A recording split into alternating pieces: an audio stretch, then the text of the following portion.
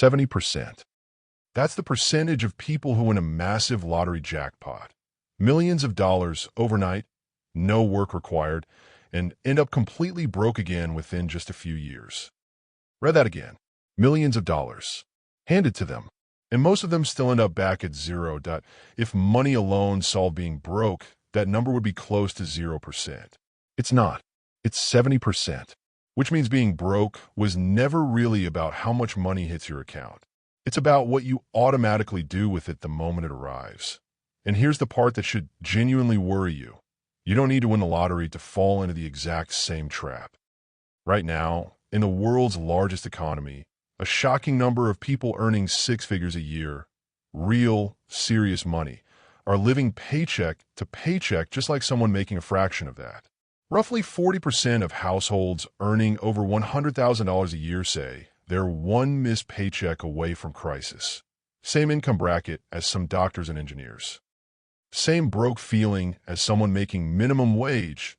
That's not an income problem. That's a habits problem. And today I'm breaking down the 5 specific habits driving this. Real, global, current data, not vague advice. So you can actually see if you're doing any of these right now today without even realizing it. Let's get into it. Habit number 1, lifestyle inflation. This is the habit hiding behind that lottery statistic, and it's the same habit hiding behind ordinary raises and promotions. Every single person has an internal financial thermostat, a set point for what feels normal to spend, built over years by upbringing and by the people around you. When more money comes in, that thermostat doesn't just sit there. It quietly resets itself to match the new number. You get a raise, and suddenly the apartment feels too small. The car feels a little embarrassing. Dinner out becomes a weekly habit instead of a monthly treat. None of these decisions feel reckless in the moment. Each one feels completely reasonable on its own. But stacked together, they can quietly create tens of thousands of dollars in new fixed costs every single year. Costs that vanish or raise before it ever has a chance to build wealth. This is exactly why nearly 40% of people earning over $100,000 a year still say they're living paycheck to paycheck. The income went up. The lifestyle went up faster. Habit number 2, having no real emergency fund. Right now, across multiple recent surveys, more than half of people say they couldn't cover a sudden $1,000 expense using savings alone. A car repair, a medical bill, a broken appliance. Not a catastrophe, just normal life. And it's enough to knock more than half the population into debt. Here's why this habit is so dangerous. It's not really about the emergency itself. It's about what happens next. Without a cushion, that $1,000 expense doesn't just disappear once it's paid. It goes on a credit card, and it starts generating interest immediately. One unplanned expense turns into a monthly payment that follows you for years. People aren't going broke from one bad month. They're going broke from a system that turns every bad month into permanent debt. Habit number 3, spending money the moment it arrives. There's a well-documented behavior economists call present bias. Roughly 70% of people in controlled experiments consistently choose smaller rewards now over larger rewards later, even when waiting is clearly the better mathematical choice. This isn't a character flaw. It's how the human brain is wired. Money sitting in an account doesn't feel real until it's spent, so the brain pushes to spend it fast before it can be lost to bills or savings. This is precisely why automatic systems beat willpower every time. In behavioral studies, simply defaulting people into automatic savings, where the money moves before they ever see it, increases how much they actually save by 5 to 20 percentage points, without a single extra ounce of self-control. The habit keeping most people broke isn't weak willpower.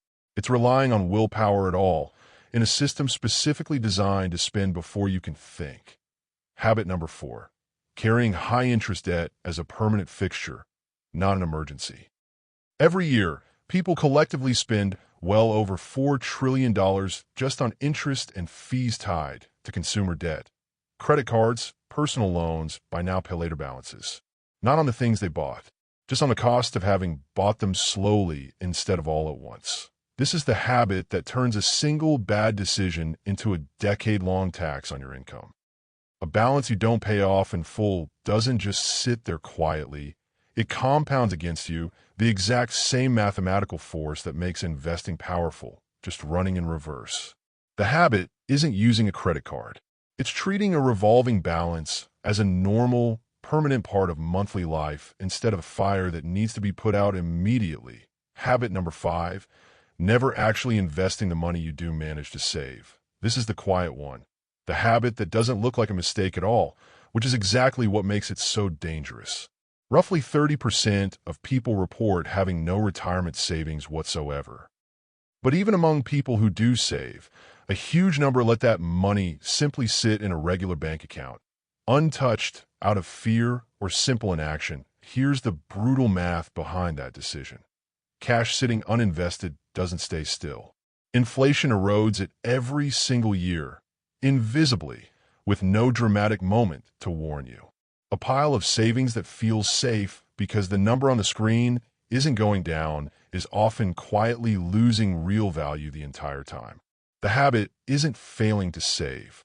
It's saving successfully and then stopping one crucial step short of actually letting that money. So here's the uncomfortable pattern running through all 5 of these.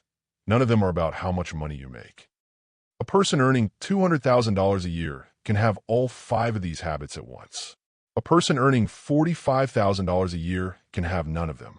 That lottery statistic at the start of this video proves it in the most extreme way possible. You can hand someone millions of dollars, and if the underlying habits don't change, the money finds a way to disappear anyway. The good news hiding inside all of this, if broke is a habit, then it's learnable, reversible, and completely within your control, regardless of your current income.